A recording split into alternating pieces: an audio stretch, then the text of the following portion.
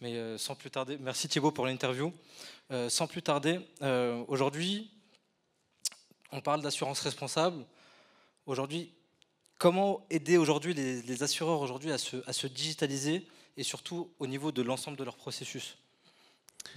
Alors, c'est vrai que la digitalisation, on l'a vu dans la table ronde précédente, hein, c'est un mouvement de fond, même si on n'ira peut-être pas à du 100% digital, ça se développe très très vite, et la crise Covid l'a fait se développer encore plus vite. Donc, chez CGDIM Insurance Solutions, j'ai envie de dire, notre vocation, c'est d'accompagner nos clients qui travaillent dans l'assurance santé et prévoyance dans cette digitalisation. Donc, quelques exemples de ce qu'on a fait ces dernières années pour aller encore plus loin dans la digitalisation. On a développé des solutions de gestion de contrats collectifs qui intègrent par exemple la DSN, la déclaration sociale nominative, de manière native pour automatiser le plus possible les processus de gestion des contrats pour les entreprises. On a aussi développé nos solutions de tiers payants en développant des solutions assez innovantes sur du remboursement de paniers de soins qui ne sont pas remboursés par la sécurité sociale. Donc on étend au-delà du périmètre classique les solutions de tiers payants pour aller plus loin dans la digitalisation. Puis bien sûr, on développe aussi des portails digitaux pour permettre aux adhérents, pour permettre aux entreprises aussi de faire du self-care, d'avoir accès à des informations qu'ils n'ont plus à recevoir ensuite en papier, auxquelles ils peuvent avoir accès directement, voire faire des modifications eux-mêmes sur des portails digitaux. Aujourd'hui, tu parles un peu de digitalisation. Ça permet aujourd'hui de réduire un peu tout ce qui est effet papier, on va dire. Donc digitaliser, c'est numériser en gros. Cependant, quel est quid de la consommation générée par tous ces stockages de données justement? Alors c'est vrai que la digitalisation, ça a un effet très positif que tout le monde voit naturellement sur la réduction de l'utilisation du papier et la réduction des déplacements. Ça, tout le monde le voit.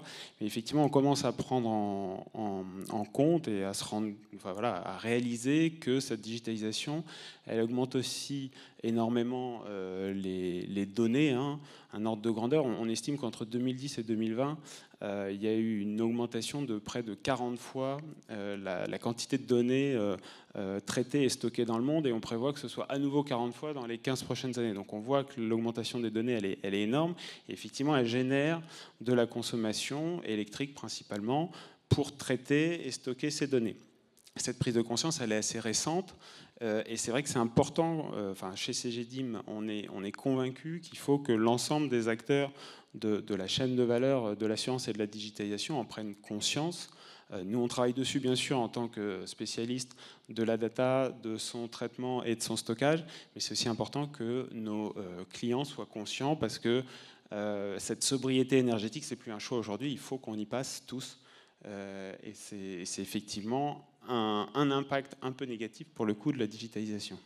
D'accord, mais comment aujourd'hui, moi je veux savoir comment tu accompagnes aujourd'hui l'assureur responsable de demain. Alors, C'est un peu ce qu'on souhaite tous savoir, je pense, aujourd'hui. Alors justement, pour pouvoir accompagner sur l'ensemble de cette chaîne de valeur et notamment sur cette consommation électrique générée par la data, on peut travailler, et on travaille, nous ça fait partie de notre politique RSE chez CGDIM, on travaille sur la réduction de la consommation dans les data centers. Donc les data centers, c'est là où sont hébergés tous les serveurs qui traitent et stockent de la data. Donc chez CGDIM, on est hébergeur de données, donc on a 2 data centers en France pour héberger toutes ces données. Et en fait, ce qu'il faut savoir, c'est que dans un data center aujourd'hui, même au meilleur niveau du marché, il y a près de 40% de l'énergie qui n'est pas directement utilisée pour traiter la donnée. Pourquoi? Parce qu'en fait, il y a beaucoup de systèmes annexes, et notamment des systèmes de climatisation qui sont nécessaires pour que les serveurs fonctionnent, mais qui génèrent énormément de déperdition d'énergie. Et donc, chez CGDIM, on monitore, parce que pour progresser, il faut d'abord mesurer, on monitore de manière très précise cette consommation d'énergie, les températures en entrée, en sortie de serveur, etc., pour pouvoir progresser. Ça, c'est la première étape. Et puis, j'ai envie de dire, au-delà de ça, on réfléchit aussi à des data centers nouvelle génération qui pourraient encore réduire davantage la consommation pour faire en sorte que le maximum de l'énergie soit utilisé à traiter la donnée, à la stocker, plutôt qu'à climatiser le data center. Par ailleurs, deuxième élément sur lequel on peut aussi travailler, et on travaille en tant qu'éditeur de logiciels, le code, l'optimisation du code, c'est ce qui permet aussi de réduire fortement à la fois les temps de traitement, mais aussi du coup la consommation électrique. Et donc là-dessus, nos clients nous challengent régulièrement. Et en tant qu'éditeur, on passe beaucoup de temps et dans nos roadmaps techniques à avoir des actions pour pouvoir réduire ces temps de traitement.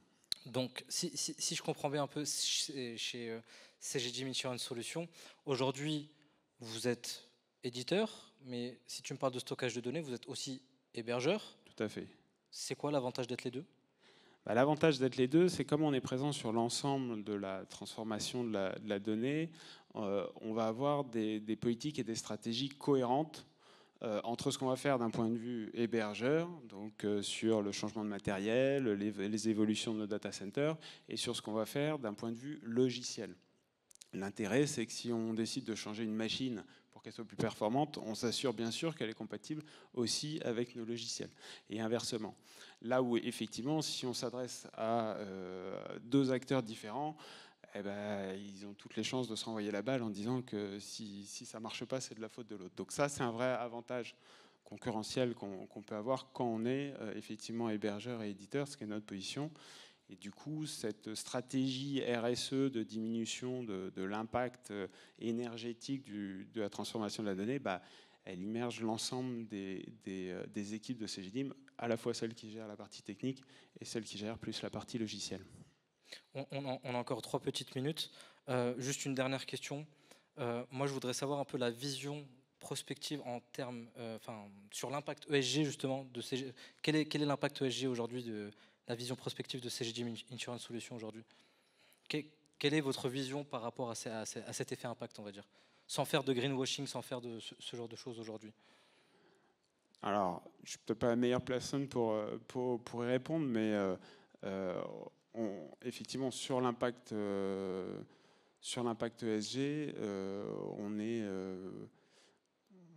je pense qu'on a, je ne sais pas si on a une vision très différente de celle que vous avez pu voir. Oui, bien sûr.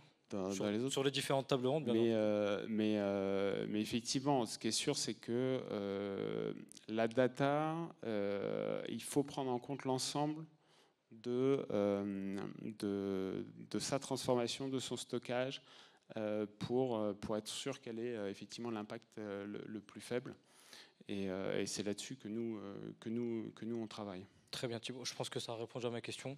Je pense que ça fait aussi la transition pour les 4 domaines d'innovation prioritaires de l'Innovation Paper. Merci Thibaut en tout cas pour l'interview. Je laisse la place à Nicolas s'il est présent, ou à la prochaine table ronde de l'Innovation Paper avec David Dubois, Caroline Niquez, Pauline Adam-Calfon, Adina Grigoriou. Est-ce que vous êtes présente ? Super. Merci beaucoup. Merci.